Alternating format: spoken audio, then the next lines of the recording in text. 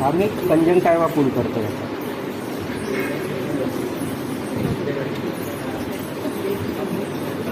दिसतंय काही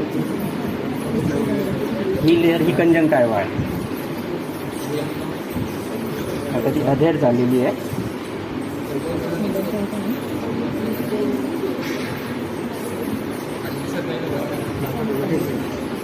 दिसतंय का?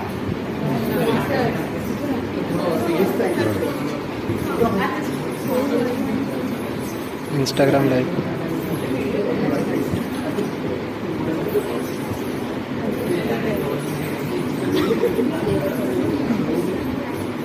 आता स्क्लेराच्या आणि कंजंक्टिव्हाच्या मध्ये काय असणार ते इथे दिसणार नाही तुम्हाला. ते सब कंजंक्टिव्हल टिश्यू असणार तिथे आणि टेनॉन कॅप्सूल असणार.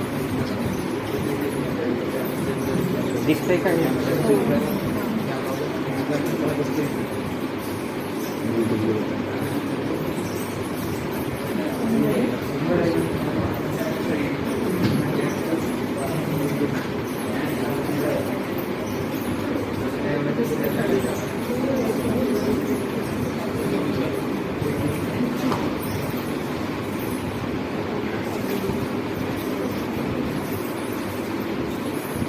जेव्हा सर्जरीला बघसाल तेव्हा एवढा कठीण नसतो तो काढायला. एकदम इझिली कट होतो. हे ब्लॅक कलर कशामुळे दिसतो? स्क्लेरा तर एकदम व्हाईट दिसला पाहिजेत ना. थोडासा ब्लॅकिश कशामुळे दिसतो? रॉड से लगे. रॉड से लगे नाही, रॉड सेल्स नाही दिसणार याच्यामध्ये. कोराइड्स असेल ना याच्याकडे. व्हॅस्क्युलर लेअर आहे तो स्क्लेराच्या खालचा दिसतोय आपल्याला. स्क्लेरा ट्रान्सपरंट नसतो. फक्त हा कंजंक्टिव्हा आपण पूर्ण काढल्यामुळे काय होते, हा स्क्लेरा दिसतो आपल्याला.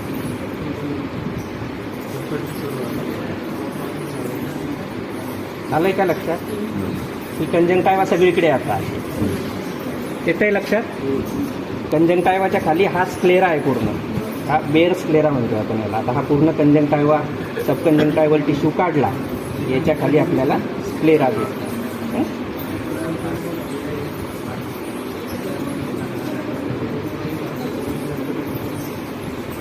हे क्लिअर झालं का?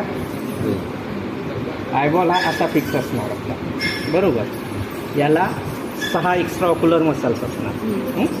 Superior oblique, Superior rectus, inferior rectus, medial, lateral rectus, Superior oblique आणि इन्फेरियर ऑब्लिक, अशा 6 मसल्स, बरोबर. हा आयबॉलमध्ये असा आय ऑर्बिटमध्ये असा फिक्स असणार. 6 मसल्स याला जॉईंट असणार. आता इथे इन्सर्शन असणार स्क्लेरावर, कंजंक्टिव्हावर नाही. कंजंक्टिव्हा काढल्याच्या नंतर आपल्याला मसल्स दिसते. स्क्लेरावर इन्सर्शन असेल साईच्या साई मसल्सचं, आणि त्याचं ओरिजिन फक्त वेगवेगळ्या ठिकाणी असेल. जेव्हा आपण एक्स्ट्रा ऑक्युलर मसल शिकू तेव्हा ते ओरिजिन सगळं आपण डिस्कस करू द्या. येते का लक्षात? आता याच्या भोवताली काय, ह्या 6 मसल्स, गुनी ऑर्बिट आणि पेरी ऑर्बिटल फॅट, याच्यामध्ये ब्लड वेसल्स आणि नर्व, असं सगळं कॉम्पॅक्ट स्ट्रक्चर, आणि त्याच्यावर लीड्स दिसत आहेत आपल्याला. आता जे काय आपण पेशंटचं बघतोय तर ते हे सिच्युएशनमध्ये बघणार. वर लीड दिसत आहेत, त्याच्या खाली सगळं हे असं स्ट्रक्चर असणार 3D मध्ये. इथून काय असणार, ऑप्टिक नर्व असणार त्याच्यामध्ये.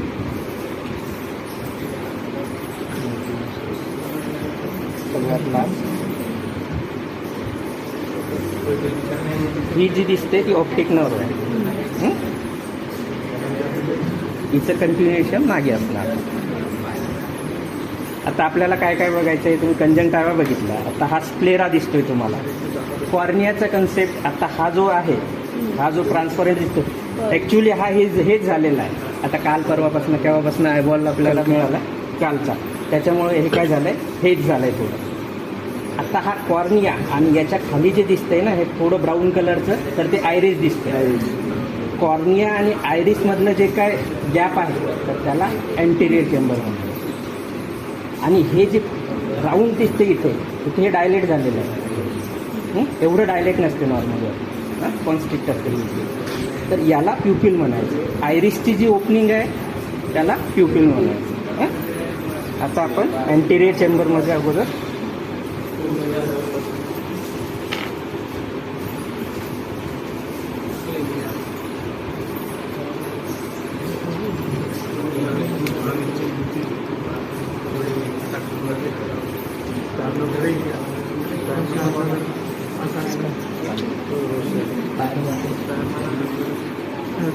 आता आपण जेव्हा पंक्चर करू कॉर्निया तेव्हा काय होईल, हे अँटिरियर चेंबर कोलॅप्स होणार.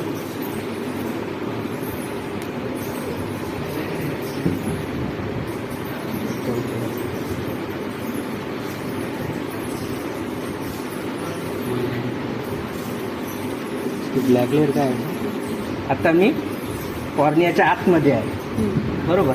फक्त हे कसं गेलो मी याच्यात व्हॉल्वर याच्यात गेलो, व्हॉल्व बनवून मग आत गेलो. त्याच्यामुळं काय झालं आहे, फक्त जाताना ओपनिंग झाली. जशी मी निडल काढेल तसं ते परत कोलॅप्स होणार नाही, म्हणून मी 3 डायमेन्शनमध्ये आतमध्ये गेलो. तर आता हे अँटिरियर चेंबरमध्ये आहे. मी दिसतंय का सगळ्यांना? याला अँटिरियर चेंबर म्हणायचं, कारण की आता एकदा कॉर्निया काढला की मग अँटिरियर चेंबर तुम्हाला कळणार नाही. हां, तर इथे काय असते अँटिरियर चेंबरमध्ये, काय असते? Aqueous humorous.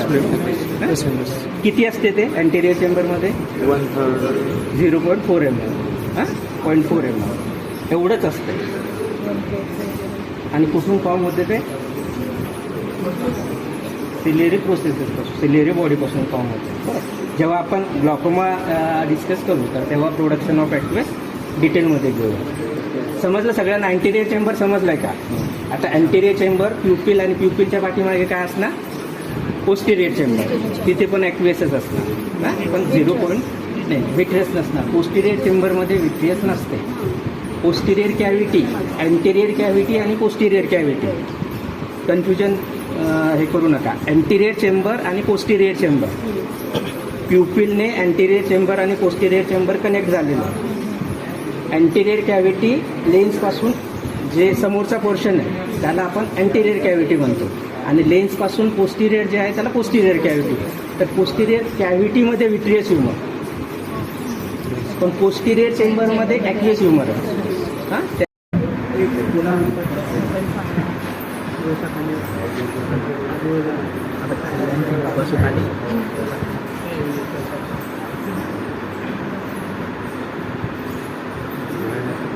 आता हे बघा, बाहेर काय आलंय? ॲक्वियस आलं.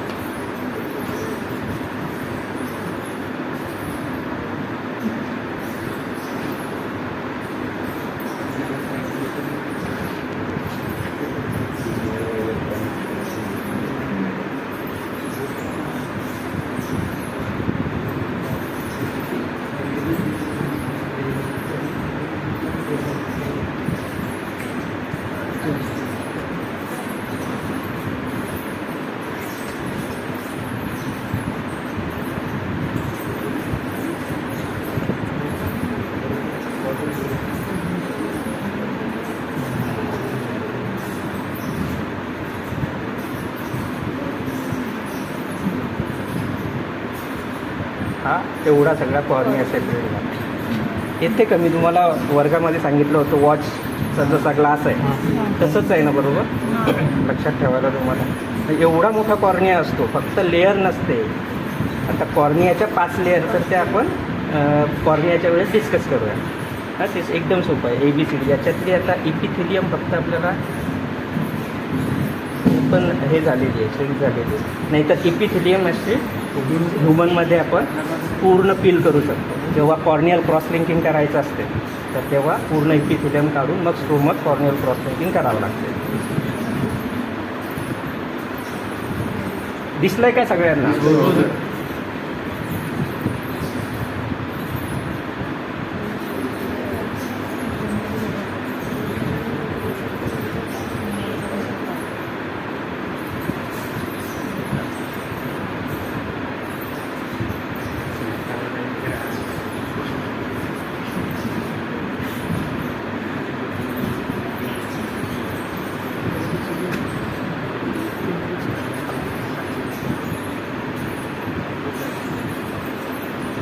आता काय दिसतंय आपल्याला? हे नाही, लेन्स नाही. आत्ता नेकेड आयरिस दिसते आपल्याला. तसं टॉर्चने आयरिस दिसते, पण कशा थ्रू दिसते?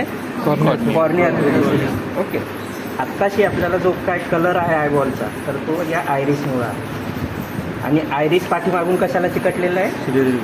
Very good. याच्या खाली सिलियरी बॉडी दिसते जातात. आयरिसचं हे जे ओपनिंग आहे, हे ओपनिंग जे दिसतंय तुम्हाला त्याला प्युपिल म्हणायचं. आणि प्युपिलमध्ये आतमध्ये जे काय आपल्याला दिसेल तर ती लेन्स दिसणं. आत्ता हे तुम्ही फील करू शकता इथे लेन्स, हार्डनेस लेन्स. या साईडला हे जे काय दिसते आता ही लेन्स असणार. आणि हे आयरिस कशाला? सिलियरी बॉडीला अटॅच असणार. तर आयरिस तुम्हाला कधी कधी सर्जरीमध्ये काय होते, पूर्ण एखाद्या वेळेस नवीन सर्जन असला तर आयरिडोडोनेसिस पूर्ण आयरिस एकदम सेपरेट झालेलं पण दिसतो ॲज ए कॉम्प्लिकेशन म्हणून. जेव्हा केव्हा PGलाच असाल तर तेव्हा तुम्हाला पाहायला मिळेल. थोडी गोष्ट तर आता आपण आयरिस काढत आहे हां. किंवा आपण आयरिस कट न करता, आयरिस कळालं का आता? आयरिस, अँटिरियर चेंबर, पोस्टिरियर चेंबर एवढं कळालं. तर आपण सरळ सुरू करू.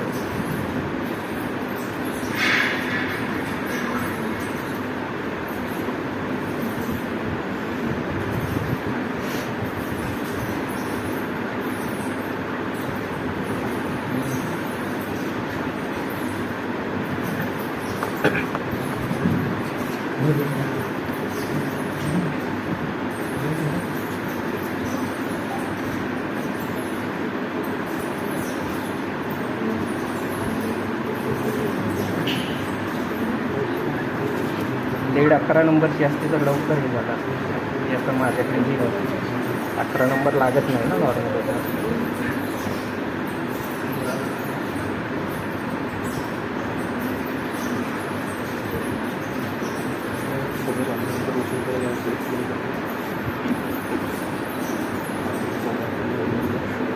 आता स्क्लेरा कट करतो आपण, बरोबर? स्क्लेरा आणि जो काय व्हॅस्क्युलर टिश्यू आहे कोरॉइड ती पण कट करतो. कारण की सेपरेट कट नाही होणार आपल्याला, हे नसते.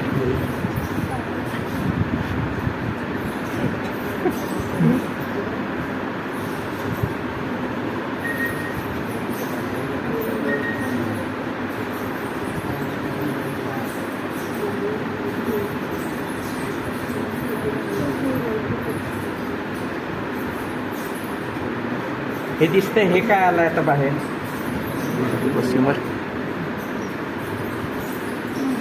हे जे दिसतंय पाठीमागे थोडं ट्रान्सपरंट जे लेग स्ट्रक्चर दिसते हे विट्रियस येते का लक्षात? स्क्लेराच्या खालची कोरॉइड कट केली, रेटायना कट झाला आणि विट्रियस दिसते.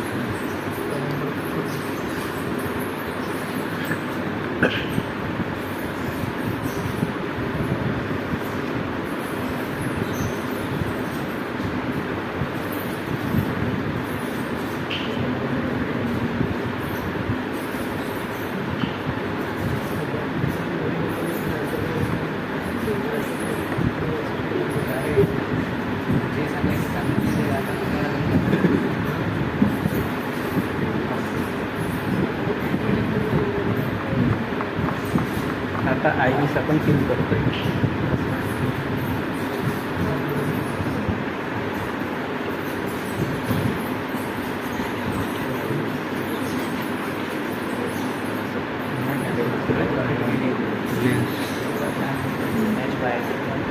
आयरिस पूर्ण काढून टाकलाय आपण. हे बघा आता इझिली येतोय आयरिस वर. हा आयरिस काढला. हे प्युपिल, याची ओपनिंग जी आहे ती प्युपिल. आता याच्या खाली काय दिसतंय? हा आयरिस जो आहे ना हे प्युपिल आहे. प्युपिल म्हणजे काय? Opening in iris. हां. आणि हे जे दिसतंय आता तर ही लेन्स दिसते. सर या साईडला दिसतंय का? प्रत्येकाला दिसतंय का? हे आपण बाहेर काढणारच आहे आता.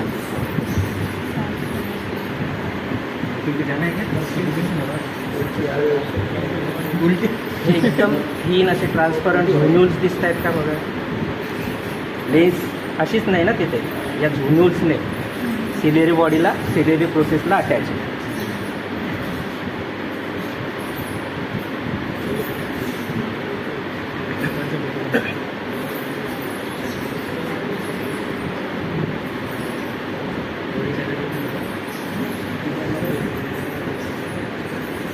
बघा एकदम सेफ, लगेच निघून येत नाही लेन्स. लेन्स पण पूर्ण अटॅच आहे 360 डिग्रीमध्ये.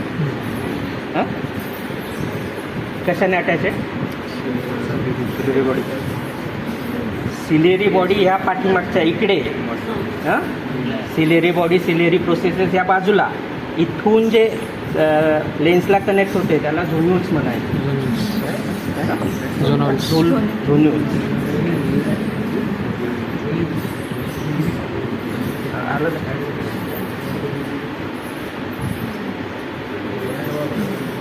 आता हे प्युपिलमधून आपल्याला जे दिसत असते ना ते हे स्ट्रक्चर असते.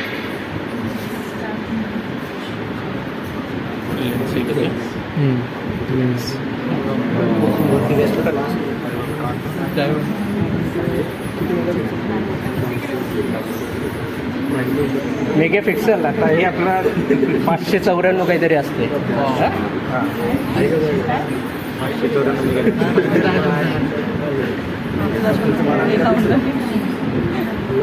ही लेन्स प्रत्येकाला आता हे काय स्ट्रक्चर बघू शकता तुम्ही. आता आता ही लेन्स पूर्ण जो डायफ्राम निघून आला त्याच्यामध्ये व्हिट्रियसला काही सपोर्ट नाही राहिला सर. हे पूर्ण व्हिट्रियस असं, पण आता हे जे दिसते तर हे व्हिट्रियस आहे. हे पण ट्रान्सपरंट असते सर. किती असते व्हिट्रियस? व्हिट्रियस ॲक्वियस पण व्हिट्रियसचं कन्फ्युजन करू नका. आता आपल्याला ॲक्वियस मी जेव्हा पंक्चर केलं होतं ना, जे बाहेर आलं ते ॲक्वियस. आत्ता जे दिसते ते व्हिट्रियस. हां, तर हे 4 ml असते, जवळपास 4 ml.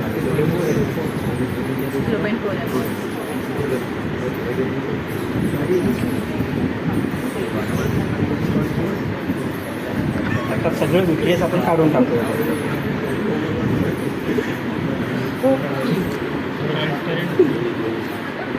सगळं ट्रान्सपरंटच असणार आणि हे जेली लाईक स्ट्रक्चर असणार सर. याच्यासोबत हा कोरॉइड टिश्यू पण येतो. लक्षात येतंय का?